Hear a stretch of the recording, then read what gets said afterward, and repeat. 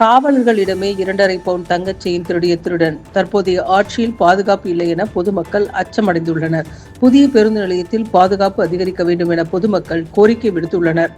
காஞ்சிபுரம் மாநகரத்துக்கு உட்பட்ட வ.உ.சி. நகர் கிழக்கு பகுதியைச் சேர்ந்தவர் அக்ஷய் பிரதீப், வயது 32, செங்கல்பட்டு காவல் நிலையத்தில் முதல்நிலை காவலராக பணியாற்றி வருகிறார்.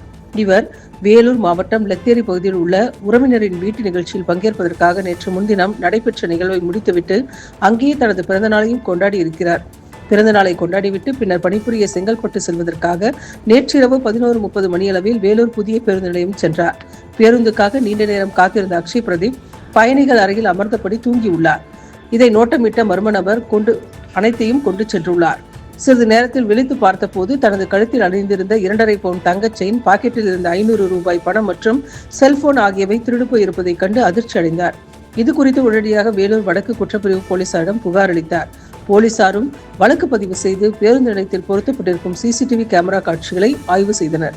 அதில் நள்ளிரவில் பயணிகள் அறையில் இருந்து வேகமாக வெளியேறிய இளைஞனை அடையாளம் கண்டறிந்து நேற்று மணிகண்டனை தேடி பிடித்து கைது செய்தனர். மேலும் அவரிடம் நடத்திய விசாரணையில் வேலூர் முள்ளிப்பாலை திடீர் நகரைச் சேர்ந்த மணிகண்டன் வயது 28 என்பது தெரியவந்துள்ளது. பின்னர் அவரிடம் இருந்து தங்கச் செயின், பணம், செல்போன் ஆகியவற்றையும் போலீசார் பறிமுதல் செய்து மணிகண்டன் வேறு ஏதேனும் குற்ற வழக்குகளையும் சம்பந்தப்பட்டுள்ளாரா என்ற கோணத்திலும் போலீசார் விசாரணை மேற்கொண்டு வருகின்றனர்.